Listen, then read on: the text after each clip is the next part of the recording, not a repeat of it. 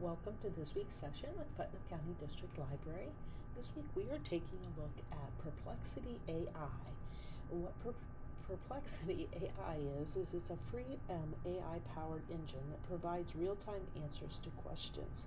So you can get answers to questions, you can explore information, you can organize information, and you can then interact with that information. When you are using Perplexity, a difference between Perplexity versus Gemini and ChatGPT and some of the other searches is this one actually cites where it's obtaining the information from. So you can reference that information from within. So I am going to be showing you today what you can and would be doing for free. There is always a paid version as well. With the free version, you get what they refer to as 3 pro searches a day, and versus the monthly charge is $20. So we're just going to look at what we can do for free. And I'm just going to show you real quick here. This is just an image of how you can do traveling plans, academic research, professional research, and even with news brief information. So with Perplexity then, I'm going to bring this back across, and we're going to take a look here. If I go to perplexity.ai, this is what the home screen would look like. And you're going to see a difference here. Right here, you can tell that I am logged in. I am signed in with a Google account here. I actually also have it pulled up here, and I want to show you the difference, because notice here, I have looked and found information. So this is what they're referring to as what you can do up to the 3 limit a day. And by signing in, it keeps my information because I'm signed in with an account. If I am not signed in with an account, this is what you would see. Notice I do not have any information here when it comes to library or spaces. It will not save anything if I do not sign in. So I can sign in with a Google account, an Apple account, or just an email account, and then I would have that information saved from time to time. So we'll start off here, and we're simply going to, I want you to see how, just when you simply do a search, so one of the searches I did is I simply put in here and ask the question, how does a washing machine work? And I'm going to click here, and you will see this is what came up when I did the search for how a washing machine works. Notice what happens here is I always have my images here. And so if I click here with images, this is what I'm going to see, as well as I have my sources, and this is the information that I talked about in terms of how you would know, and I could simply click on one of these if I wanted to, and it's going to take me out to that website of where that information was obtained for my search.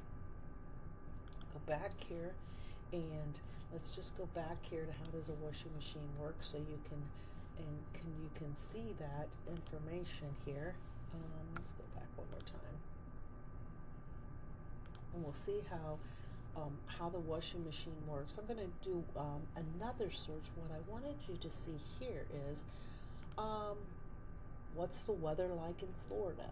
So again, I have my search. I always have my image there at the top that it's showing and has all my information, as well as providing me with related articles and information. Provide me a recipe. This was another one that I had done, and again, I've got all my images up here at the top, and as well as then my recipe here down below. And then I want to show you, I'm going to pull a different screen across here from when I did a search, and you'll notice that this login changed. If you notice here, I have my login. This is with this is with my Google Mail. This is with a different email address that I have. And here I did How does exercise impact cholesterol levels? And notice again, I have my sources up here at the top. So there was 13 different sources, and then this is the information that I was given. I can always, again, share the link. I can export, I can rewrite. Looks very similar to other searches. And as well as I can go up here into the right hand corner, I can copy the link, I can share again. And if I want to make my information private, I also have that option to do as well. Let's move this to the side here a little bit, and let's take a look at what I want you to make note of is how we have this information up here at the top with our answers, and then I can always change over to sources. So between sources and answers, this is where I'm getting my information. Now the other thing that I can do is I can always make a thing called what is referred to as spaces. So if I want to have information, it's kind of like a little room where threads are governed by what the instructions are that you provide. So in other words, if you're an engineer, if you're an educator, if you are in business and you maybe do design, you could create a space that states exactly what your profession might be, and then how you want your and customize these instructions. So if I would simply put in here, I'm going to put in a library, and I'm going to click here, put an emoji beside it. So let's put in books, click, and then I'm going to skip description. I've already titled it library, and I'm just going to simply put in here, provide simple and direct answers to patrons, and then just say continue. So this means now anything that I have that is in part of my library, when I am using this space and I ask a question, so I'm going to let's say let's put in here, what does a tornado look like, and how does it develop, for example. And then it's going to provide me an answer that is similar to what my description would be. So it's going in here, it's searching, it's finding my information, it's providing me with how and where I could go to find that information.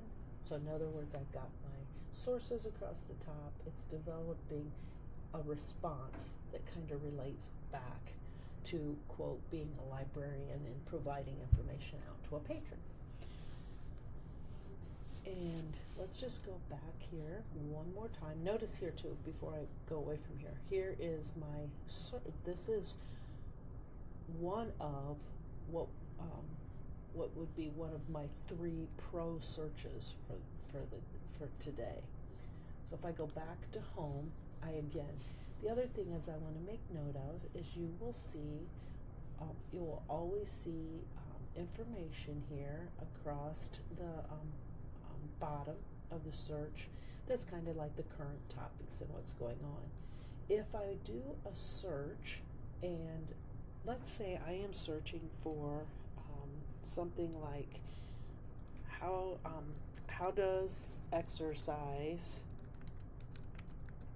impact, or I've got to spell correct, exercise impact cholesterol, which I had done something similar to this before, cholesterol.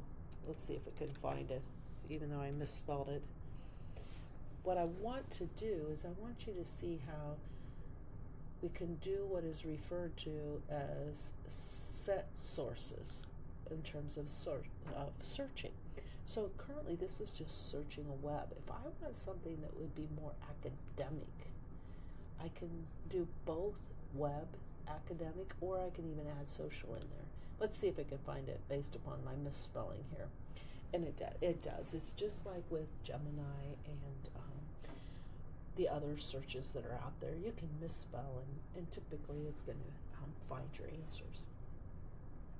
So what I have, again, across the top is where all of my sources are coming from, and then it's providing me with the information that I had asked for about how does exercise impact cholesterol levels.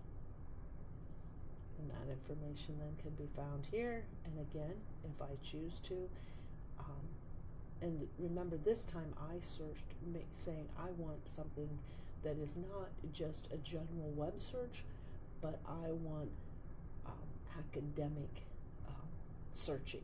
I want academic sources to be used. So I am going to then just one more time make sure that you understand and know that here you can go to share, so I can make it shareable, I can make it private, I can copy that link, and then I could share this information out with someone else if I so chose to. That is a very brief answer and search of what is available with Perplexity. I'd suggest just going in, taking a look.